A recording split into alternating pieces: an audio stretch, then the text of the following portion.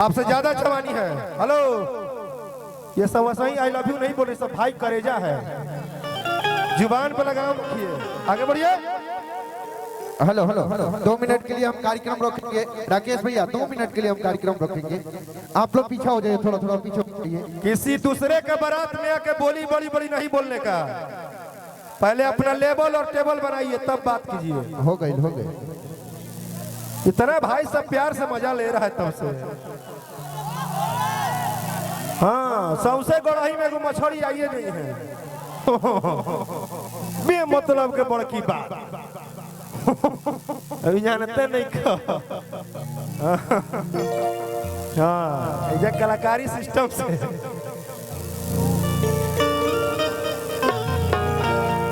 किए राजा तू थोड़े थोड़े पिया, गरीब बड़ी हराजा। भैया सब लोग मजेदार है, कोई दिक्कत नहीं है। क्या है भाई, सब तो लव यू यार, सब ठीक है। वो क्या है कि वो थोड़ा ले लिए हैं, तनी होला करी बड़ी हराजा अलेबे के परी करजा, तो अपना बबुआ के मुंह देख जिया। किए राजा तू थोड़े थोड़े पिया, अरे ये राजा तू थोड़े थोड़े पिया, करी बड़ी हरजा लेबे परी करजा, करी बड़ी हरजा लेबे परी करजा, आई अपना बबुआ के मुंह दे।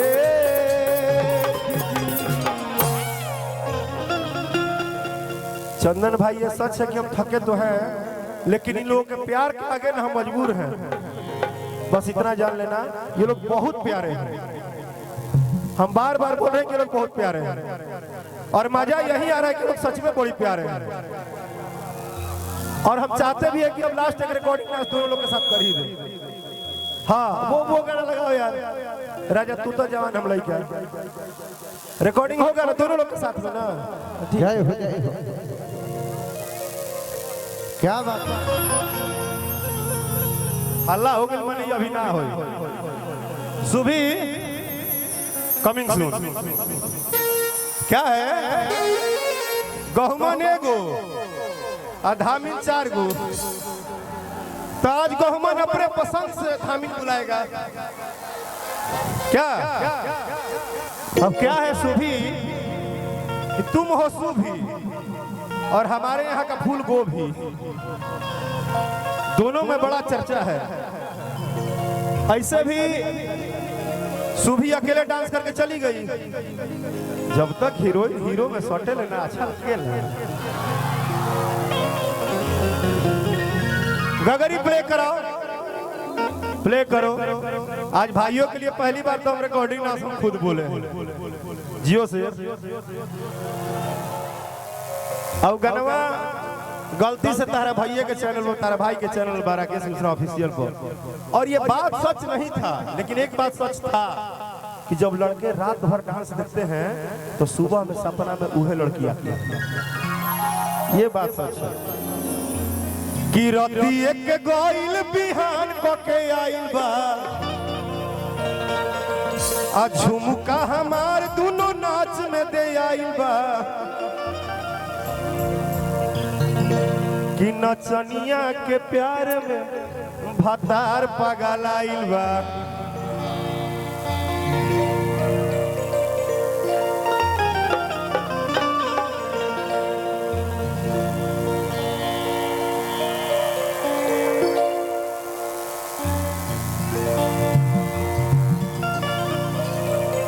लेकिन सबसे खतरनाक तो यहाँ खड़ा है जिसमें बात है, जो मंच में गर्दा उड़ाती है।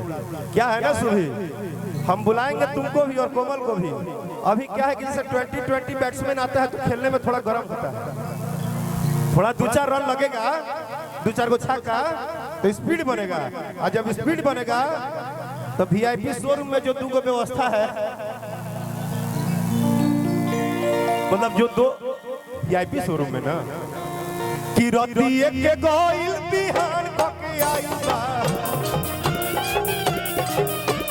रतिए के गोइल बिहान के आइल बा झुमका हमार दोनों नाच में दे आइल बा रतिए के गोइल बिहान के आइल बा झुमका हमार दोनों नाच।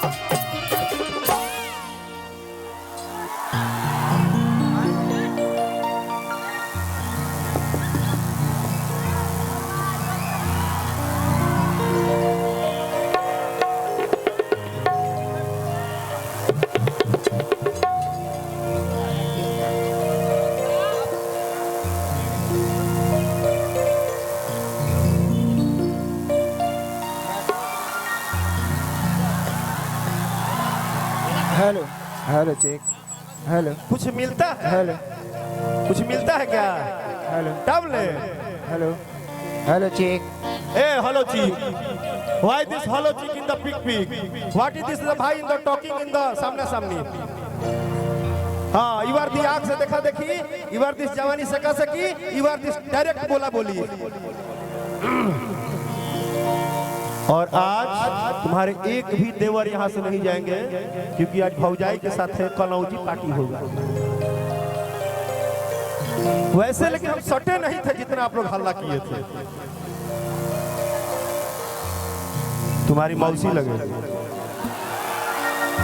कि रतिए के गोइल बिहान के आइल बा झुमका हमार दोनों नाच में दे आइल बा रतिए के गोइल बिहान के आइल बा झुमका हमार दोनों नाच में दे आइल बा नचनिया के प्यार में भतार पागल आइल बा नचनिया के प्यार में भतार पागल आइल बा।